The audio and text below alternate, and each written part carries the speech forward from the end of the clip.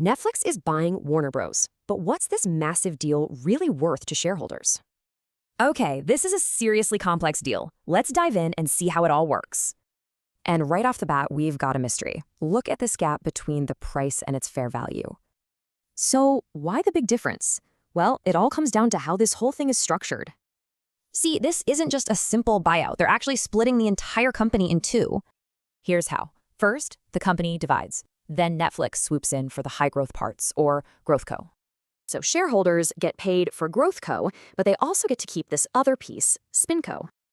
Okay, so the big question is, when you add it all up, what do shareholders actually get?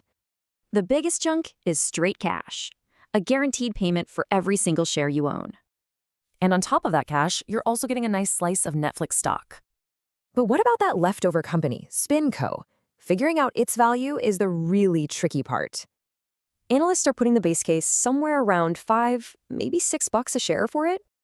You add those three parts up, and that's how we get that theoretical fair value. Which brings us right back to our original mystery. The price gap is all about one big fear. Yep, a deal this massive is going to face some serious heat from antitrust regulators. And what's wild is, the market seems to think there's a real chance this whole deal gets blocked. But check this out. Netflix is so confident, they've put down a nearly $6 billion breakup fee. Okay, so let's do the final math and see how this risk actually changes the numbers. Analysts give it about a 65% chance of closing, which gives us a risk-adjusted value. So when you crunch the numbers, you land at just over $28 a share.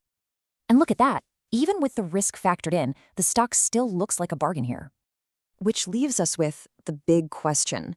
Does the market know something the math doesn't?